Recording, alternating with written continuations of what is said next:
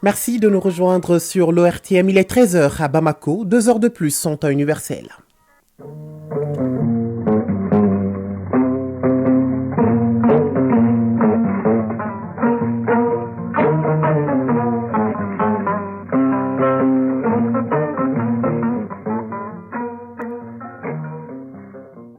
Le journal Moussa Papa Aïdara. Au sommaire, le Mali en fête, mais avec un point de sobriété à l'occasion du 63e anniversaire de son accession à l'indépendance. Le président de la transition, le colonel Assimi Goïta, a rendu ce matin hommage au père de l'indépendance par le dépôt d'une gerbe de fleurs au pied du monument qui leur est dédié. Le chef de l'État a aussi présidé la cérémonie de prise d'armes comme à l'accoutumée au génie militaire.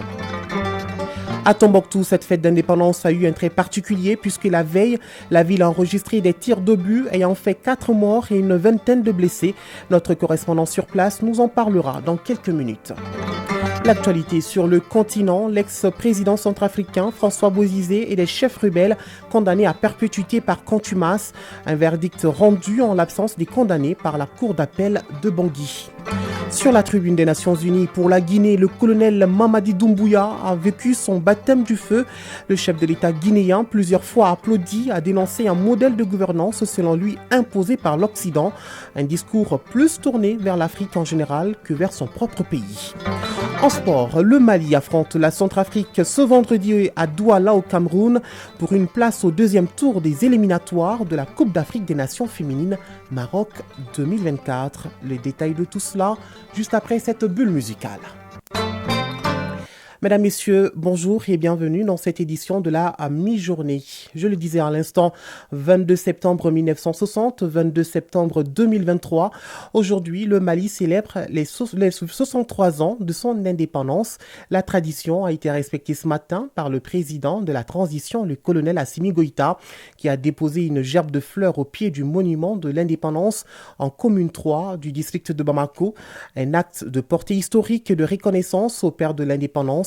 Cette année, compte tenu de l'évolution sécuritaire à l'intérieur du pays, la cérémonie a été très modérée. La célébration des 63 ans de l'indépendance du Mali est placée sous le signe du sursaut patriotique. Les temps forts de la cérémonie de dépôt de gerbe de fleurs avec Mohamed Diarra.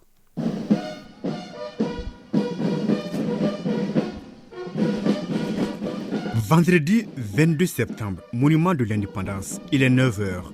La cérémonie commémorative du 63e anniversaire de l'accession du Mali à l'indépendance sous la 4e République. Comme à l'accoutumée, les honneurs sont rendus aux héros de l'indépendance. Un hommage qui se passe à quelques kilomètres de la tombe du plus illustre d'entre eux, le président Modibo Keïta. Sur les pas de ses devanciers, le président de la transition, le colonel Assimi Goïta, sacrifié à la tradition. Premier acte d'une cérémonie sobre, le salut au drapeau, suivi de l'exécution de l'hymne national. Second acte, le dépôt de la gerbe de fleurs au pied du monument de l'indépendance, symbole d'une pensée profonde et véritablement pieuse à l'endroit de nos martyrs et grands témoins de l'indépendance. Un moment chargé d'émotions.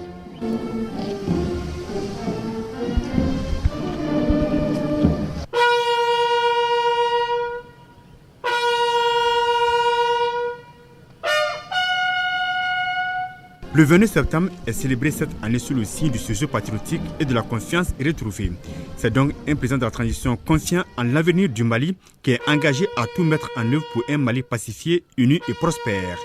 À son arrivée au monument de l'indépendance, le chef de l'État avait été accueilli par le Premier ministre.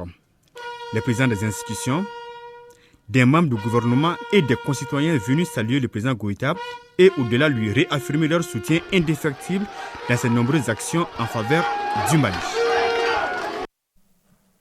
Après le dépôt de gerbes de fleurs, le président de la transition, le colonel Assimi Goïta, s'est rendu au génie militaire pour la cérémonie de prise d'armes. Nous y reviendrons avec Mamari Koné. Toujours à l'occasion de la fête d'indépendance, c'est hier soir que le président de la transition s'est adressé à la nation. Dans son message, le colonel Assimi Goïta rend hommage à l'armée malienne pour son engagement en faveur de la lutte contre le terrorisme et salue le peuple malien pour sa résilience. Écoutons ensemble l'adresse du chef de l'État.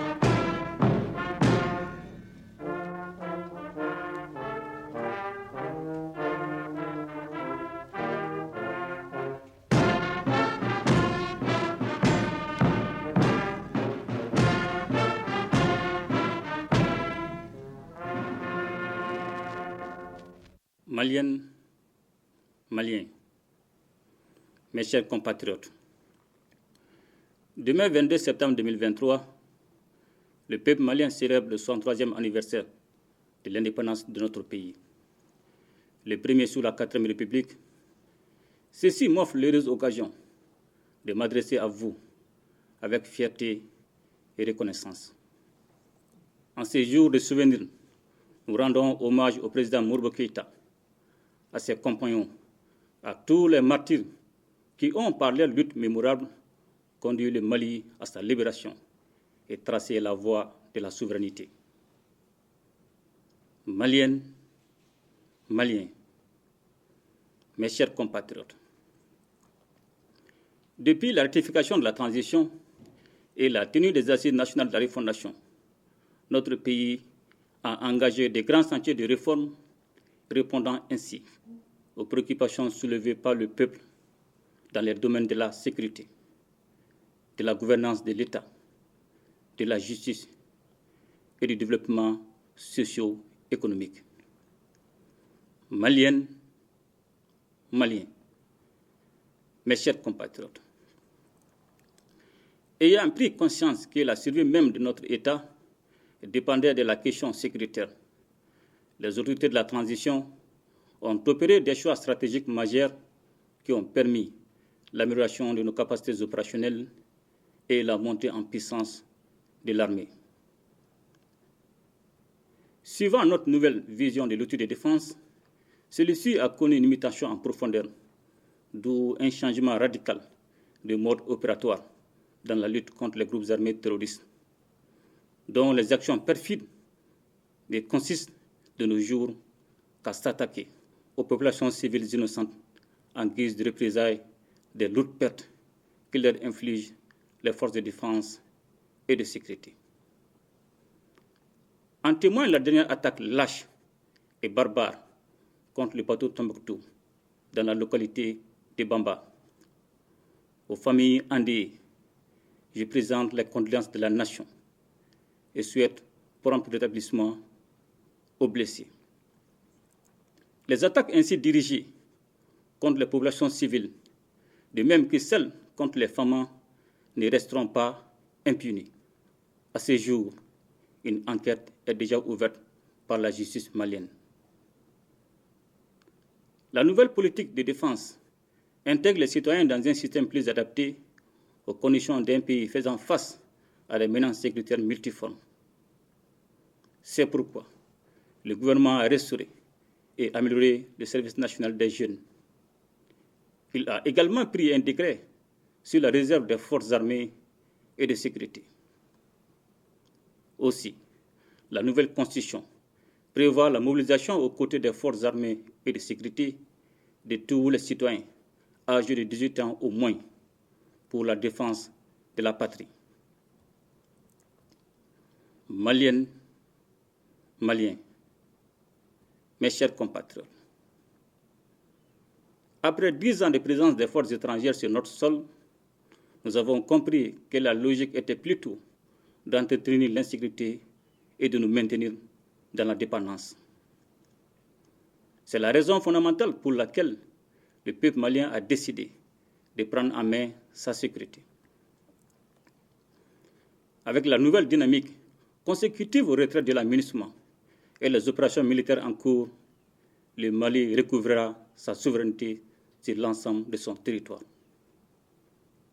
À cet effet, en application de la résolution 2690 du Conseil de sécurité des Nations Unies, le gouvernement de la République du Mali veillera au redéploiement effectif des forces de défense et de sécurité, ainsi qu'au retour des services sociaux de base sur l'ensemble du territoire national. Cela est d'autant plus urgent que la deuxième phase du retrait de la MINUSMA devra faire l'objet d'un suivi rigoureux dans les localités de Douanzan, Ansongo, Hagelhok, Kidal, Tessalit, au plus tard le 31 décembre 2023. Ce processus ne saurait se finaliser sans contrainte. Toutefois, j'invite les populations à resserrer les rangs autour des femmes dans l'accomplissement de cette mission décisive. Maliennes, Maliens, mes chers compatriotes, face aux multiples défis auxquels notre pays est confronté, notre diplomatie a su se réinventer pour jouer tout son rôle dans l'atteinte de nos objectifs majeurs de refondation, notamment la reconquête de notre souveraineté. Les résultats obtenus en termes de crédit de notre pays, mais aussi de mobilisation de ressources et de partenariats en soutien à nos efforts de développement, confortent nos choix. Ce repositionnement stratégique impulsé est appelé à se poursuivre dans un contexte d'incertitude lié aux profondes mutations en cours sur la scène internationale. Maliennes, Maliens, mes chers compatriotes, notre pays compte sur son capital humain pour relever les défis de la construction d'une nation prospère.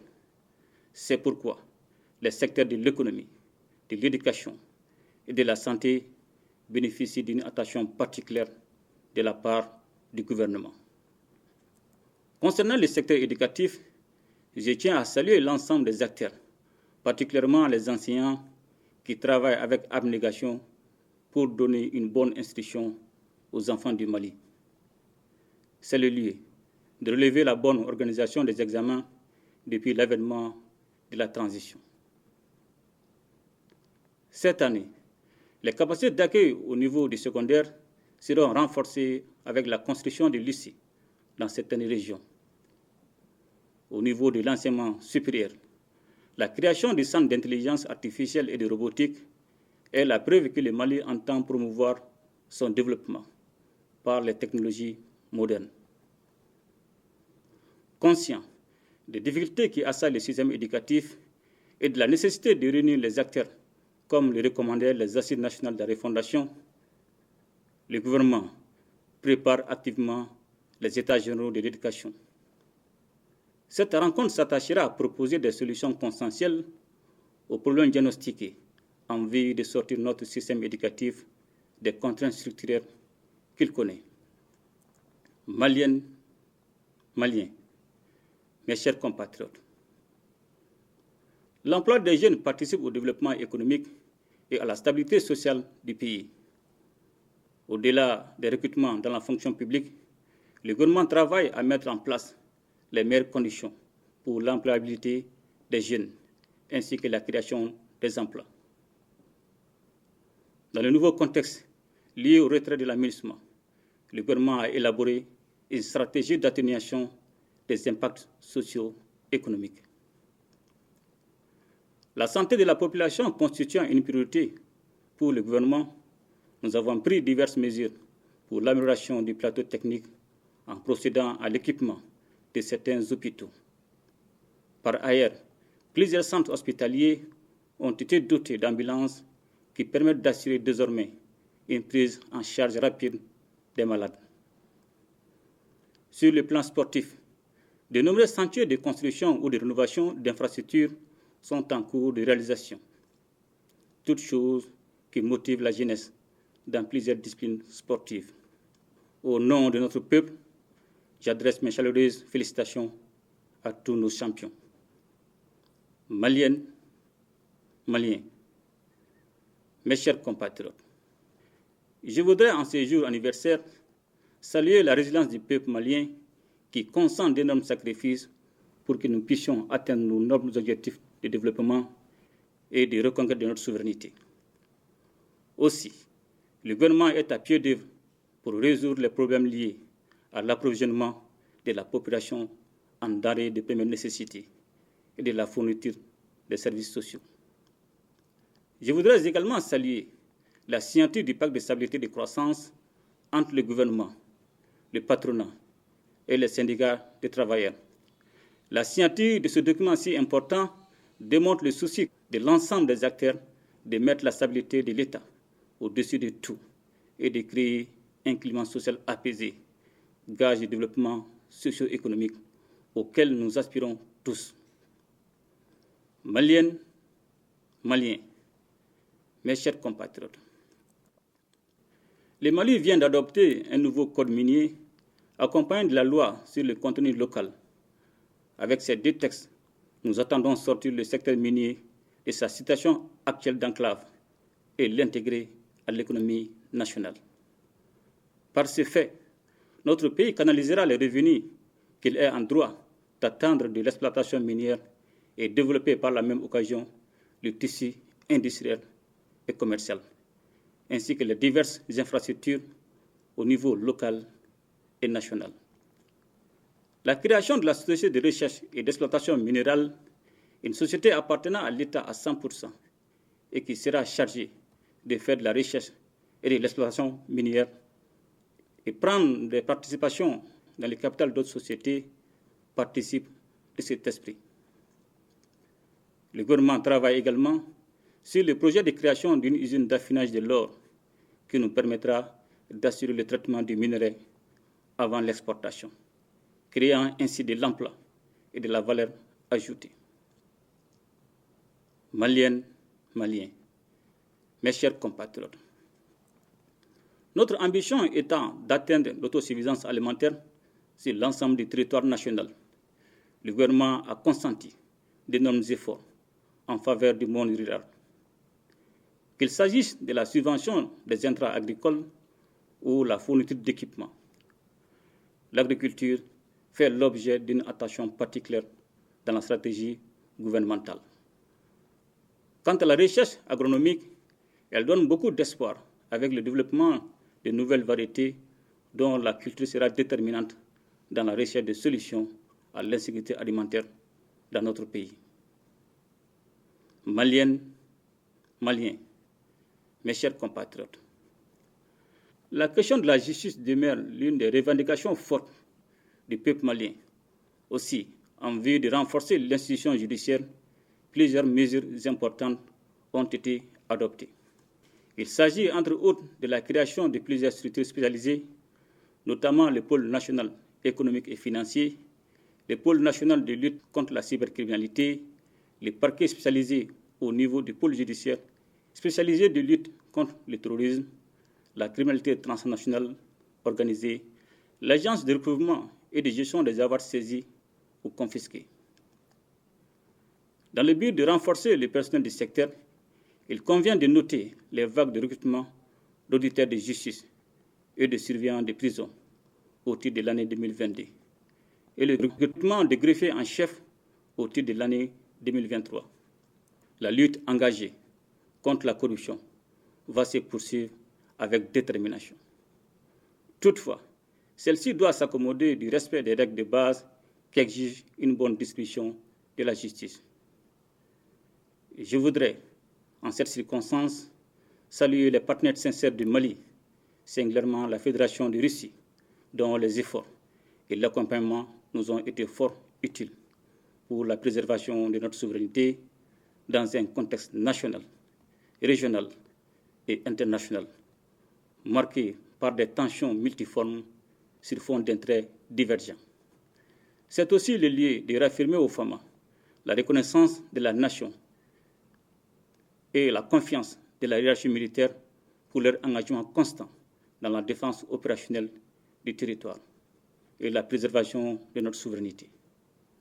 En définitive, je salue la sagesse et la détermination du peuple malien dans toutes ses composantes, sans lesquelles les bases institutionnelles du Mali Koura auraient difficilement pu être érigées. Bonne fête d'indépendance à toutes et à tous. Vive le Mali Koura, qu'Allah bénisse le Mali et protège les Maliens. Je vous remercie.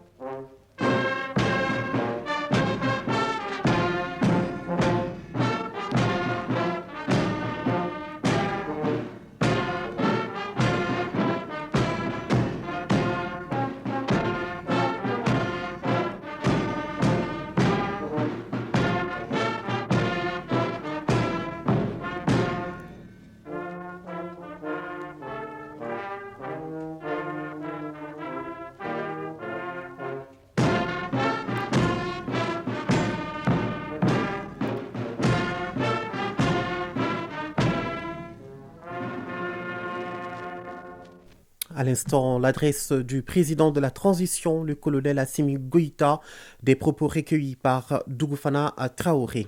Voyons à présent comment cette journée du 22 septembre est célébrée dans nos capitales régionales.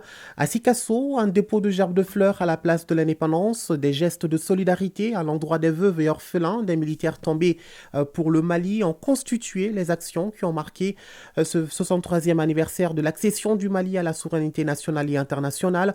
Une célébration dans la sobriété présidée par la chef de l'exécutif régional, Kanté Marie-Claire Dambélé, la correspondance de Sékou Konaté. Première articulation de cette journée de souvenirs, d'hommage et de reconnaissance, le dépôt des gerbes de fleurs au monument de l'indépendance pour saluer la mémoire des pionniers de l'indépendance et de toutes celles et ceux tombés pour le Mali, militaires comme civils. L'instant est chargé d'émotion. Kanté Marie-Claire Dambélé, gouverneur de la région de Sikasso. Je rends un hommage aux pionniers de l'indépendance et à tous ceux qui ont donné de leur vie pour que le Mali soit libre. Je rends un hommage à tous nos soldats civils qui ont sacrifié leur vie pour cette nation.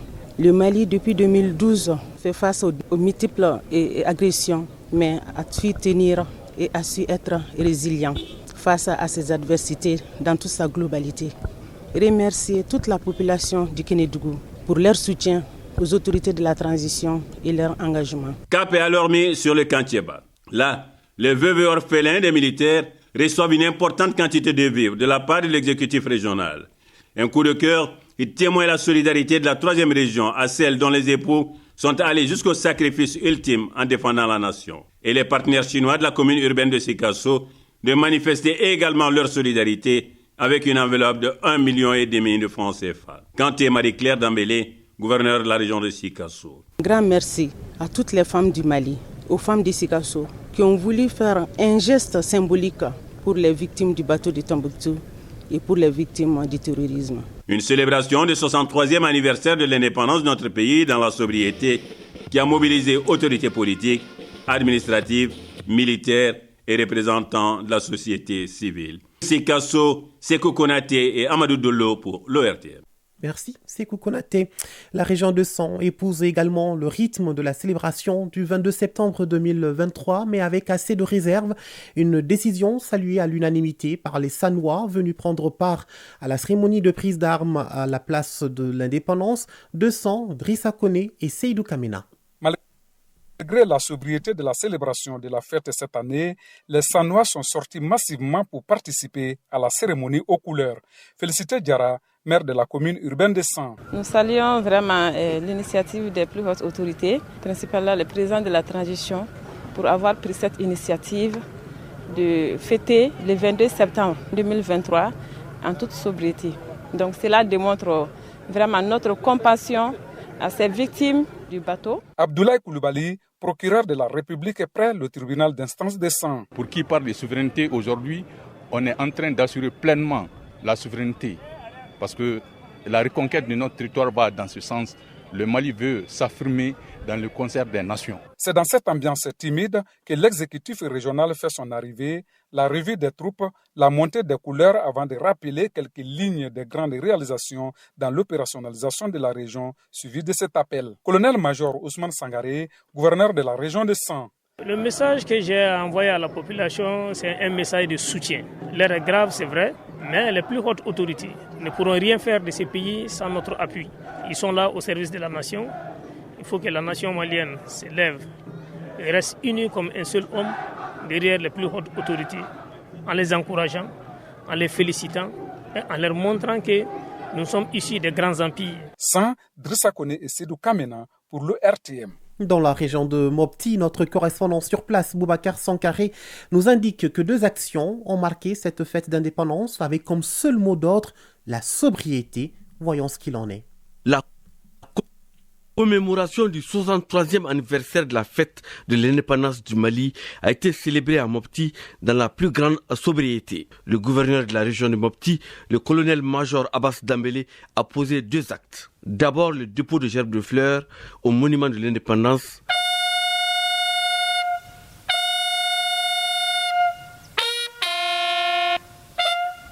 Puis la revue de troupes. colonel-major Abbas Dambélé, gouverneur de Mopti. Il nous convient de rappeler qu'en ce jour de commémoration de notre 63e anniversaire pour l'accession à la souveraineté nationale et internationale, nous avons une pensée pieuse pour nos dévanciers, pour nos pères de l'indépendance, qui ont œuvré afin qu'existe la nation malienne d'aujourd'hui. À eux, nos respects absolus. Que d'efforts consentis, que de sacrifices, que de sang versé pendant 63 ans. Nonobstant tout cela, le peuple malien assurément poursuit sa longue marche de paix, de cohésion et même un amorçage de développement durable. La cérémonie a mobilisé les autorités administratives et politiques, les forces de défense et de sécurité, les légitimités traditionnelles et les membres de la société civile. Mopti, Boubacar Sankaré et Suleiman Tebsougué pour l'ERTM. Comme annoncé au sommaire à Tombouctou, cette fois-ci, la ville a enregistré des tirs d'obus ayant fait 4 civils tués et une vingtaine blessés. Suite à cet incident, la journée du 22 septembre s'est limitée au dépôt d'une gerbe de fleurs à la place de l'Indépendance pour justement saluer la mémoire des victimes civiles et militaires qui ont perdu la vie depuis le début de la crise sécuritaire. Najim Baba Sissé et Maouloud Tandina. C'est avec affliction que la région de Tombouctou commémore ce 63e anniversaire de l'indépendance de notre pays, suite à des décès occasionnés par des tirs d'obus sur la ville la veille. La tristesse se lit sur les visages. En cette douloureuse circonstance, la cérémonie s'est limitée au dépôt d'une gerbe de fleurs par le chef de l'exécutif régional pour saluer la mémoire des vaillants soldats qui ont donné leur vie pour la patrie. Commissaire divisionnaire Bakoun Kanté, gouverneur de la région de Tombouctou. Nous avons fait juste le dépôt des gerbes de fleurs ici parce que nous avons été endeuillés hier soir et c'est pourquoi nous sommes là pour le dépôt des gerbes de fleurs. Juste le temps pour nous d'aller pour accompagner les 4 victimes décédées, inviter la population à ne pas céder à la panique. Vous constatez que depuis un certain temps, il y a un acharnement contre les populations civiles, il y a un acharnement contre les positions femmes. Ce n'est autre chose que la posture actuelle des femmes n'arrange pas l'ennemi, n'arrange pas les ennemis de la paix. Au nom des hautes autorités de la transition, le gouverneur a aussi salué la résilience des populations face au choc des incidents dont la ville de Tombouctou a été cible ces derniers temps, avant de rassurer de la détermination des femmes à aller au bout de leur mission pour le bonheur des populations. Tombouctou, Najim Baba Sissé, Maouloud Tandina pour l'ORTM. Actualité hors de nos frontières à présent en Mauritanie. Le gouvernement, le parti majoritaire et 2 partis d'opposition historiques signent une charte d'entente nationale. Objectif, ouvrir le dialogue pour définir une nouvelle feuille de route commune à moins d'1 an de l'élection présidentielle de juin 2024. C'est au sein de l'ancien palais de congrès que le parti au pouvoir El Nsaf et les partis d'opposition du RFD et de l'UFP ont adopté ce pacte républicain. Mais d'autres partis comme la coalition d'opposition Front républicain pour l'unité et la démocratie déplore ne pas avoir eu connaissance du projet final de la charte avant son adoption. En Centrafrique, 23 personnes dont l'ex-président François Bozizé et plusieurs chefs rebelles sont condamnés pour l'offensive armée menée au moment de l'élection présidentielle de décembre 2020. Jugés par contumace, ils écopent de la prison à perpétuité pour 7 chefs d'inculpation, notamment atteinte à la sûreté intérieure, association de malfaiteurs, rébellion et complot. Un verdict rendu hier en l'absence des condamnés par la cour d'appel de Bangui. Assemblée générale de l'ONU, le président de la transition de la Guinée dénonce un modèle de gouvernance, selon lui, imposé par l'Occident, un modèle occidental qu'il estime être un échec sur le continent. L'Afrique souffre d'un modèle de gouvernance qui nous a été imposé, un modèle certes bon et efficace pour l'Occident qu'il a conçu au fil de son histoire, mais qui a du mal à passer et à s'adapter à notre réalité, a-t-il déclaré devant l'Assemblée générale. Le chef de l'État guinéen a également dénoncé les catégorisations dans lesquelles les autres nations veulent cantonner les États africains. Nous ne sommes ni pro, ni anti-américains, ni pro, ni anti-chinois, ni pro, ni anti-français, ni pro, ni anti-russe. Nous ne sommes tout simplement pro-africains, c'est tout. Nous mettre sous la coupe de telle ou telle puissance est une insulte à une population de plus d'1 milliard d'Africains, a-t-il martelé. Retour à Bamako, actualité sur un tout autre registre. Visite hier de l'hôpital militaire de Banankoro en chantier par la hiérarchie militaire. Bâti sur une superficie de 15 hectares, l'infrastructure sanitaire ultramoderne avec toutes les commodités nécessaires impressionne déjà au regard de l'évolution des travaux qui sont à 80% de taux d'exécution. L'hôpital militaire de Banankoro, un véritable bijou sanitaire qui contribuera à réduire les évacuations sanitaires et assurera la prise en charge efficace des citoyens en général et en particulier les militaires. Le point de la visite avec Arjou Matina. Pratiquement à 80%. Ces propos du PDG de l'entreprise en charge de la construction du gigantesque hôpital militaire de Banankoro sont perceptibles sur place au regard de l'évolution du chantier. Les travaux qui ont démarré le 24 janvier 2022 vont amorcer leur dernier virage avec la pose des carreaux, l'installation des plafonds et l'électrification. Bâti sur une superficie de 15 hectares, l'hôpital militaire de Banankoro est un véritable joyau sanitaire ultramoderne qui va favoriser la parfaite prise en charge des blessés de guerre. Puis, il va contribuer à diminuer drastiquement les évacuations sanitaires. La présente visite guidée a permis à la hiérarchie militaire de se faire une idée de l'état d'avancement des travaux. Général de division Sidiki Samake, secrétaire général du ministère de la Défense et des anciens combattants. Nous voyons réellement que les travaux avancent à grands pas, que ce soit les travailleurs et que ce soit les ingénieurs. Tout le monde travaille correctement pour que le chantier puisse avancer rapidement et qu'on puisse mettre à la disposition et des militaires et des populations. La construction de l'hôpital militaire de Banankoro est assurée par des entreprises maliennes, notamment la Sopromac Form, qui n'est pas à sa première expérience. Dr Adaman Bagayogo, PDG Sopromac Form. Si j'ai eu la chance de faire un hôpital, je peux considérer que ma carrière se termine bien. Et ça, je remercie les hautes autorités qui m'ont fait confiance jusqu'à ce jour. Et je sais que ce projet leur tient à cœur. Inch'Allah, on fera tout que ça se passe dans les meilleures conditions. Dr Abdoulaye Guindo, secrétaire général du ministère de la Santé et du Développement social.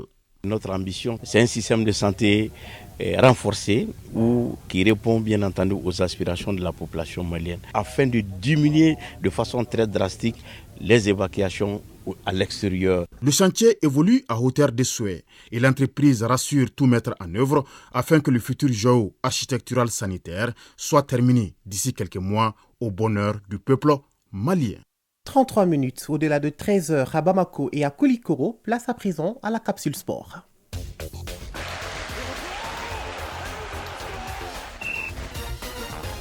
Basketball Interligue Koulikoro 2023, la compétition reprend ses droits ce vendredi après une pause observée hier. La fédération malienne de Wovinam Viendao organise demain la 8e édition de son championnat national. Il se tiendra dans la salle Abdallah Haïdara du stade du 26 mars de Yirimadjo. Et en ce qui concerne le football, l'actualité est marquée par la Coupe d'Afrique des Nations féminines Maroc 2024. Le Mali affronte la Centrafrique ce vendredi à Douala au Cameroun pour une place au deuxième tour des éliminatoires de cette CAN. Voyons tout cela avec Isaac Chenou. Éliminatoire Coupe d'Afrique des Nations féminines Maroc 2024. Le Mali affronte la Centrafrique ce vendredi à Douala au Cameroun pour une place au deuxième tour des éliminatoires de cette CAN. Le match de retour est prévu le 26 septembre au stade du 26 mars. Hier, les résultats ont été enregistrés. La Guinée-Conakry a été sans pitié de l'île Maurice 8-0. Le Congo est allé battre la Guinée-Bissau par 1-0. La Namibie a déplacement à gagner face à la Gambie 3-2. Lors de la rencontre inaugurale, les étalons dames se sont imposés par le score de 3-2 face à l'Eswatini. Le Rwanda a perdu contre le Ghana 7-0 et l'Ouganda a été battu par l'Algérie 2-1. À noter que le Maroc, en sa qualité de pays hôte de la compétition, est directement qualifié pour la phase finale du tournoi. Championne d'Afrique en titre, l'Afrique du Sud est exemptée du premier tour, tout comme la Zambie est médaillée de bronze lors de la dernière édition. Sur le plan national, la Fédération malienne de Wovinam Viendao, une discipline d'origine vietnamienne, organise ce samedi la 8e édition de son championnat national. Il se tiendra dans la salle Abdallah Haïdara du stade du 26 mars de Yirimadjo. Pour l'occasion, nous sommes entretenus avec le secrétaire général de la Fédération malienne, Sekou Amadou Timbo, qui nous explique le déroulement de cette activité annuelle. Il a été joint par Daouda Kone. Donc de 8h jusqu'à midi, 13h, on a les éliminatoires. Et dans l'après-midi, donc on a à partir de 15h30 les finales. Donc les cérémonies pendant lesquelles les autorités sont invitées à venir donc participer à l'événement. Le lendemain, le 24 septembre 2023, qui est le dimanche. Donc il y aura la tenue de l'Assemblée générale. Maintenant, en ce qui concerne les participations, toutes les ligues régionales de la fédération ont été conviées à participer donc à ces deux activités. Donc les programmations des voyages sont faites. Donc ils vont arriver le vendredi.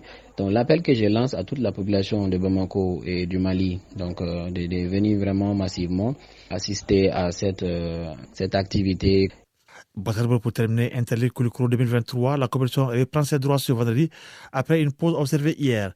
En homme, AFPSS joue contre Commune 1, CAFS affronte CBD, CRBT joue contre CFSK, USM rencontre Le Debout. En dames, CLDC affronte CDB, Atar joue contre US Kita et USM reçoit US Sévaré. À suivre après l'édition de 13h sur la radio nationale, les versions en langue nationale du message à la nation du président de la transition, le colonel Assimi Goïta. Voilà l'essentiel de ce que vous avez en droit de savoir pour cette mi-journée. Le prochain rendez-vous des informations, c'est à 19h30. Le présent journal vous a été présenté par Moussa Papa Idara. Tous les plaisirs étaient pour moi. De retour sur les antennes de l'ERTM. Eh bien, grand merci à Bintou Traoré pour la mise en onde, également à Abdelaziz Koulibaly pour la mise en ligne, réalisation Bourama Traoré. Merci à vous et n'oubliez surtout pas, garde le sourire quoi qu'il arrive et à très bientôt.